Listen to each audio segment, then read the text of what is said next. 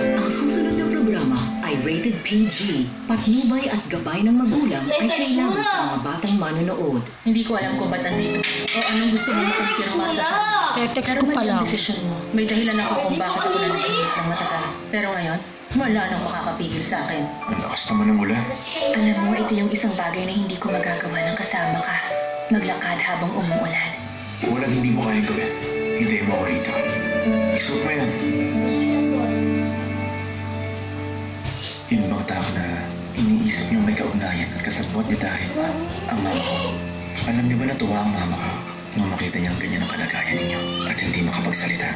Pero hindi bibig niyo ang problema. Ang problema, yung isip mo, yan ang magtatrader sa amin ng mga oras.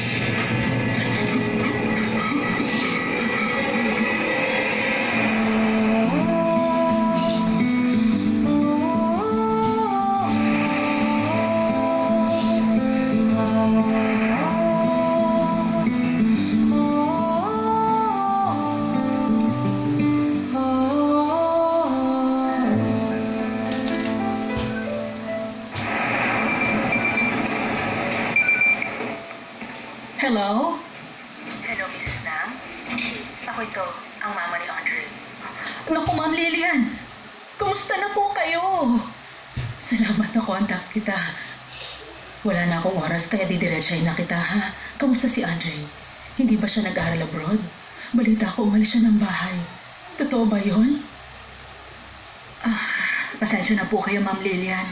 Ang totoo po, nagsinungaling ako sa inyo nung time na yon. Naisip kong mag-aalala kayo ng sobra.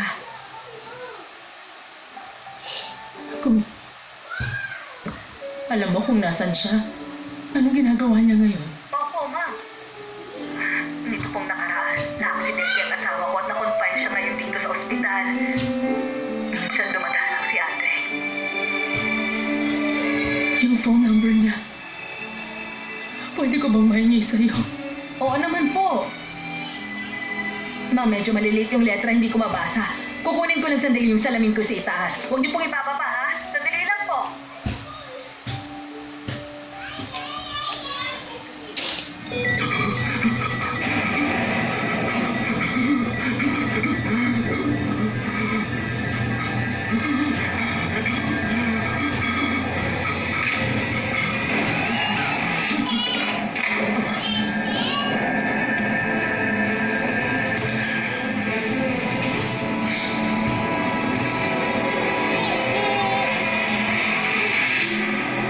Sinabi? Yes, Doc. Naki-Dr. Lino po yung chart ng pasyente. O, saan kaya ang emergency na yun? Ang asawa ko! Unconscious ang pasyente. Walang pa. Hindi CPR. Ate! Ano nangyayari sa labas? Ano nangyayari sa asawa ko? Sabihin niyo! Lumabas muna po tayo. Huwag mong kalilimutan ang hinihiling ko.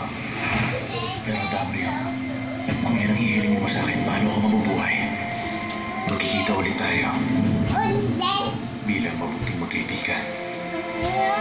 Andre, tandaan mo, kaibigan mo. Mama ko ang kailangan ko! Hanapin niyo ang mama ko!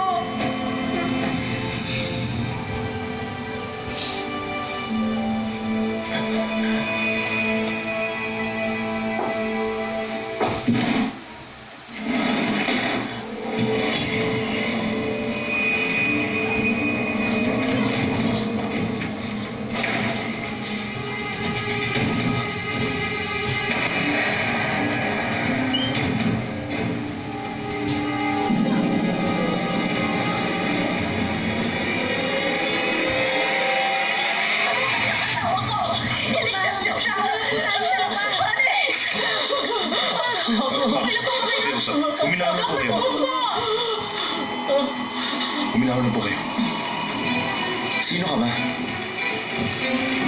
Kapag pinutol mo ang air supply mo, siya-shut off ang alarm. Pasalamat kaya shifting na at walang nurse. Kung nagkataon, huli ka. Ikaw yung takas na kriminal. Ba't ikaw nag-drive na kotse ng papa ko? Simula ngayon, huwag kang gigilos na ikaw lang mag-isa. Isipin mo ang mama mo kung bakit siya tahimik na nagtatago at nanonood na. Wala akong pakialam sinasabi mo! Tinatanong kita kung ba't ang kriminal na tulad mo! Lumalapit sa amin ang mama ko! Tumahimik ka! Wala kang kang ibang gagawin, kundi ang manahimik at pakinabangan ng mga ginagawa ng iba para sa'yo. Umupo ka lang sa lamesang inihanda sa'yo. Naiintindihan mo?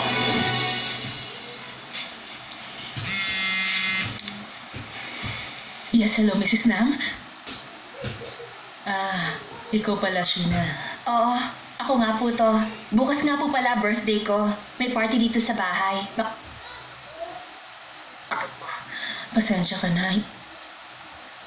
Sana nasabi mo agad sa akin para nakabili ako ng regalo. Okay lang po. Hindi ko talaga alam kung kailan ang birthday ko. Naisip ko lang po ngayon na gawin na lang bukas. Eh di, hindi ka pa nakakapag-celebrate ng birthday mo mula nung ipanganak ka? First time ko po ngayon. Buhay pa ba ang mga magulang mo? Hindi na.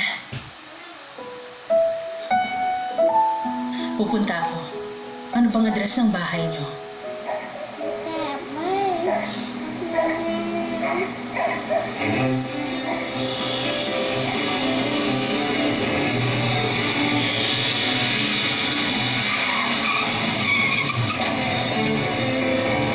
Ewan ko.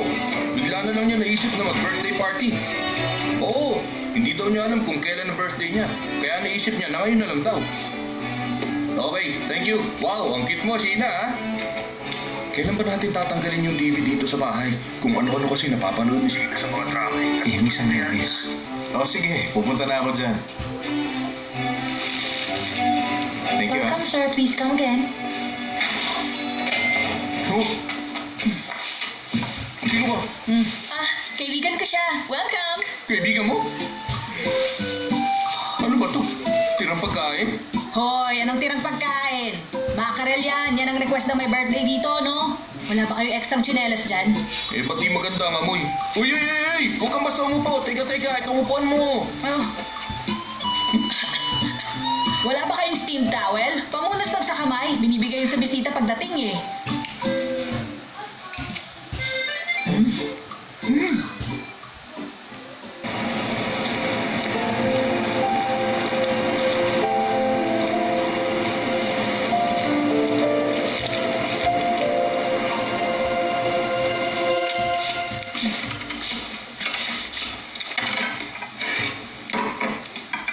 Hindi ako kumakain ng hilaw na pagkain. Mas na yung sikmura ko sa mga luto. Ganun ba? Iulam mo na lang yung codfish soup sa rice mamaya. Pero itong isda parang hindi codfish ah. At ang soup na to, dapat may lamang loob ng isda. Wala rin, oh. So ano, hindi ka Siyempre kakain? kakain ako, no? Party pa rin kaya to. Ayoko makasira ng party. May jalapeno ba kayo? Hello, Sheena. Kabababa ko lang ng bus. Naglalakad na ako ngayon. Hello po. Ginulat mo naman ako, Sheena. Ano pong mga to? Sea urchin seaweed soup, tsaka japchae, tsaka bulgogi yung mga yan. Yan yung niluluto ko nun kapag birthday ng anak ko. Hindi ko alam kung magugustuhan mo ang mga yan. Pagkatapos ko, maisip na ngayon ang birthday ko, feeling ko, pinanganak ako ulit. Parang nabigyan ka ng permiso magkaroon ng bagong buhay dito. Naisip ko rin panahon na para ayusin ko ang buhay ko. Matagal din akong nanahimik. At ngayon nahanapin ko ang taong gusto kong makasama. Sabihin na natin gusto kong mabuhay na kasama siya.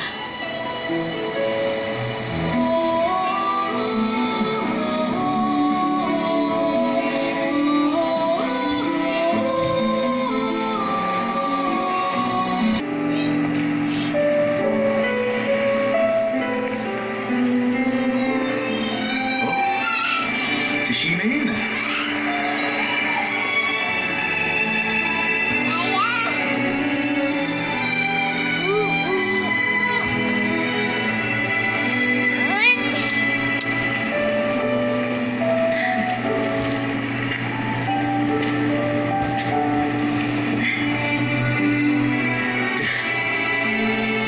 Bakit na naman kaya siya natatawa? Ang dali talaga niyang patawanin.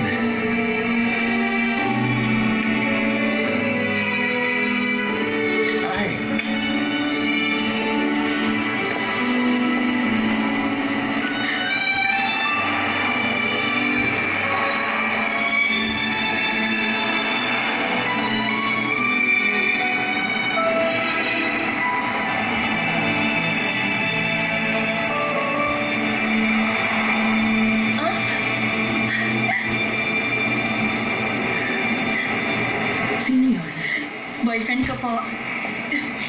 Andre ho! Ito talaga si Sheena.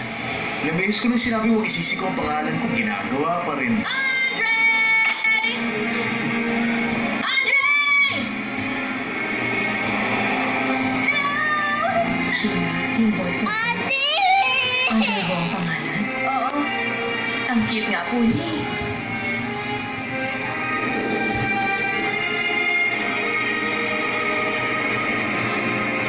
Sabi ng mama ni Andre, nung bata pa daw siya, Pag daw pinapasyal niya ako kahit saan, talagang palagi raw ako napapansin ng mga tao. May mga gustong araw kumarga pa sa akin noon eh. Kasi nga talaga ang cute-cute ko.